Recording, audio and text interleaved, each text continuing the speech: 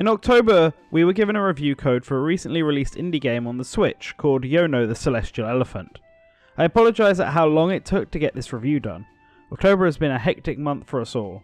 However, this gave me time to really sit down and get through the title and really establish my thoughts, as they went back and forth constantly, and I couldn't make up my mind whether Yono was truly another legendary indie title or something that should go extinct, like the elephants in this game. And with that, this Zelda-like game has you star as a cute elephant named Yono, who travels to various locales in this elephant-free world. See, elephants here are creatures of legends, bringers of peace and protectors of the world. Every hundreds of years an elephant is said to appear and change the world, and Yono is the latest one in the line. After falling from the sky, Yono meets Sundara, a runaway girl, and Kai, a clumsy monk, and together the three of them go out to discover Yono's purpose in the world. For a cutesy looking game, there are some very serious tones going on here in a weird clash. You have a race of skeletons who can't feel, die and have no needs, who all come from a cataclysmic war. You have a race of robots who are treated like lesser beings and slaves, who dream of an uprising they know they can't win. Finally, you have a queen so paranoid she is willing to execute all who get in her way. This might make the story sound deep, but it is actually rather streamlined, and things get resolved almost instantly. Characters who might be villains totally take a 180 stance after a chat with Yono, which ends up making them far less complex characters than at first glance.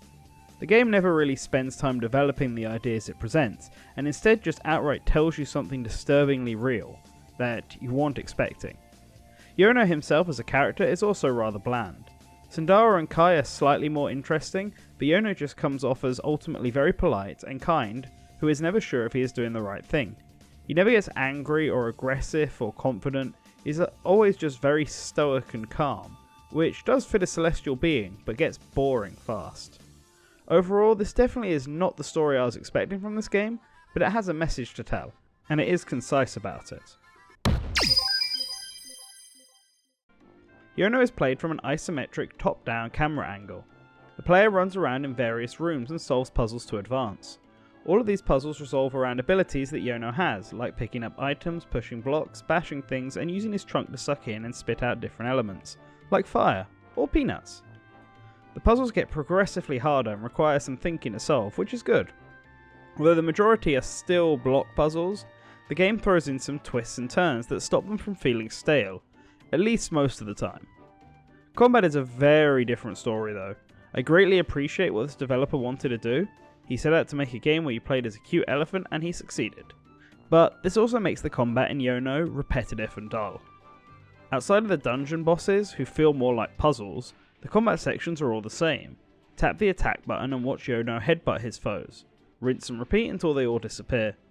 It's dull, and while Yono's trunk abilities can be used instead, there is no benefit to doing so, as it is a lot slower and very situational. Yono also never feels like he is getting stronger. More health can be gained by collecting 4 health cogs, this game's version of heart containers, but those are the only upgrades Yono himself receives. Any new ability is external and can only be done in certain areas. Yono has the ability to pick up and throw objects, and the amount of objects this involves is vast. There is an issue though, and that is the button placement. The button to lift and throw is the same as the interact and talk button. This led to instances where I might accidentally throw a key item off a cliff, or in an area I can't reach, all because I was trying to see if I could interact with something. It's also not possible to simply drop an object.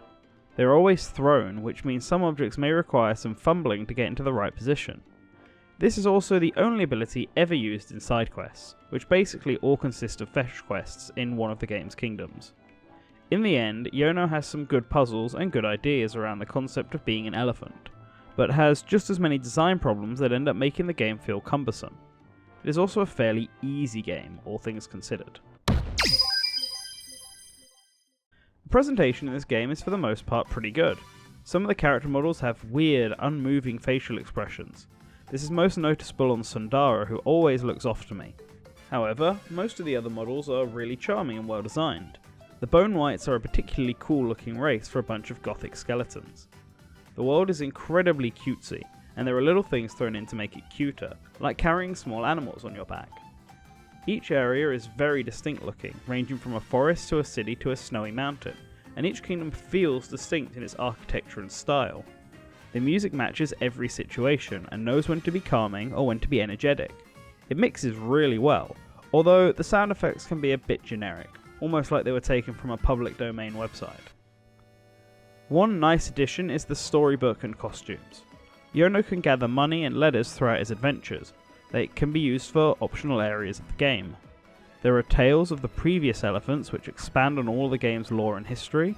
Then there are the plethora of costumes Yono can purchase to customize his look. My favourite was the obvious Link costume and the Hannibal costume. There is a lot of variety here, so there is definitely something for everyone. In the end, the presentation is probably Yono's best feature. It looks adorable and distinctive, with pleasures to both the eyes and ears. Yono the Celestial Elephant is not a difficult game, and it is not a very complex game. Despite having dialogue that asks some of the most thought-provoking questions about politics and the way the world works, it is all treated like a simple tale of a magical elephant. It is almost like a children's storybook in game format, and I think that is the best analogy for this game. It looks and sounds very charming and can be played by anyone, even really young children. If I wanted to get a small child into 2D Zelda and I was worried games like A Link Between Worlds might be too complex, then this is the game I would give them instead. For more veteran gamers, it all depends on if you just want to enjoy some cute visuals and characters, because that is what this game has in spades.